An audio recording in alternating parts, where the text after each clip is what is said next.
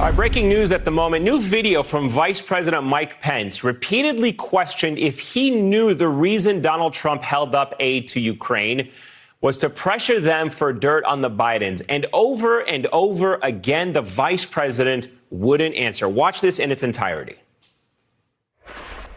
Well, were you ever aware, Mr. Vice President, an interest in the Bidens, an interest in investigating the Bidens was at least in part of the reason for aid to Ukraine being held up? I never discussed the issue of the Bidens with President Zelensky, and were you ever aware of within the administration? what I can tell you is that all of our discussions internally, I mean, the president and our team, in our context, in my office with Ukraine, we're entirely focused on the broader issues of the lack of European support. But you were aware corruption. of the interest in the Bidens being investigated, and that being tied to aid to Ukraine being held up. Well, that's your question. Let me be very clear. The issue of aid and our efforts with regard to Ukraine were, from my experience, in no way connected to the very legitimate concern the American people have about corruption that took place, about things that happened in the 2016 election in Ukraine, or about the... All right, joining me now is New York Times political correspondent Nicholas Confessori, and back with me once again, Jason Johnson. First of all, Nick, let me begin with your reaction to that video, because the significance of it is simply that he hears the question. It is asked multiple times of him. It is a very specific and pointed question. Did you know about aid being held up in order to investigate the Bidens? The fact that he doesn't answer that, yes or no, it's very simple. He does not answer that. What does that tell you? Well, look, the vice president is a seasoned and practiced politician. What you saw there was him drawing a line between what he saw and heard and what he did. And I think I was hearing him talk about corruption. And what we know is that the administration had established as a code word this idea of corruption to talk about the Bidens without actually talking about the Bidens. So it's not clear to me exactly what he denied there. And you know, I'm sure, just having covering politics, this is going to be a question that he's going to be asked again about tomorrow, throughout the day. Can he continue to dodge this question, or do you think the vice president's office is trying to now figure out what is the best way to come out and answer this going forward? It's always possible. It's entirely unclear if documents from the Veep's office will end up in the hands of investigators. But there are lots of people who work in the White House, who work for the vice president, who advise him on national security. And there's going to be a paper trail and people who understand what he knew and when he knew it. So if that account is not accurate, we will eventually find out, I think. Jason, when you kind of look at all the men, the president's men who are kind of being embroiled in this, from those that serve overseas to those at the White House, is Mike Pence trying to create distance from this scandal with the way he answered that question?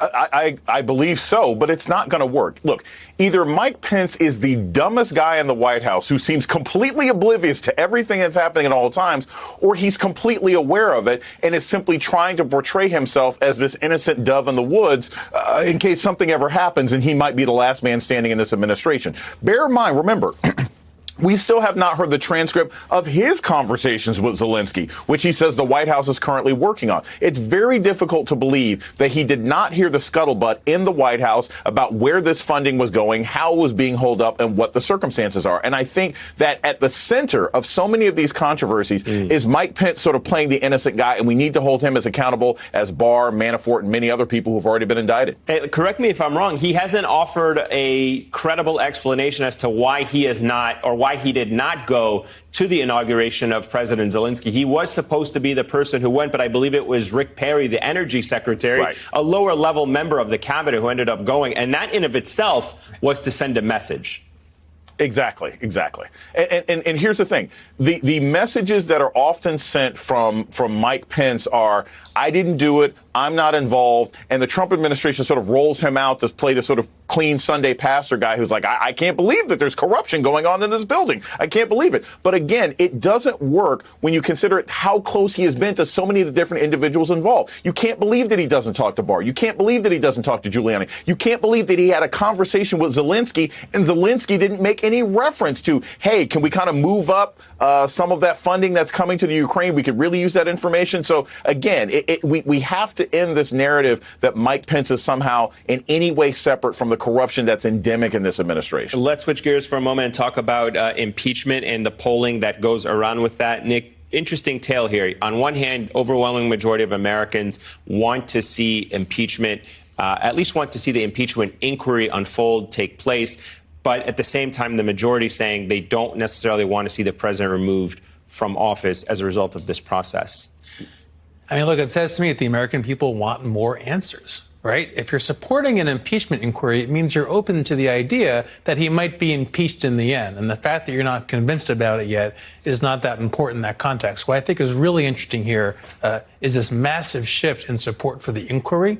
And I think it shows that a lot of people were playing too much 3D chess about the political impact and risks of impeachment. And the simple answer is if people have a good reason to think there are questions to be answered and that it's serious and meaningful, that they're open to an impeachment inquiry. And Democrats are not going to suffer, I think, for this one, the kind of harm that some in their party had worried could be in the offing for them. To that point, Jason, when you look at the poll numbers out there in terms of the public's attitude about impeachment, if you are a Democrat and if you are a Republican, what is your takeaway? Start with the Democrats.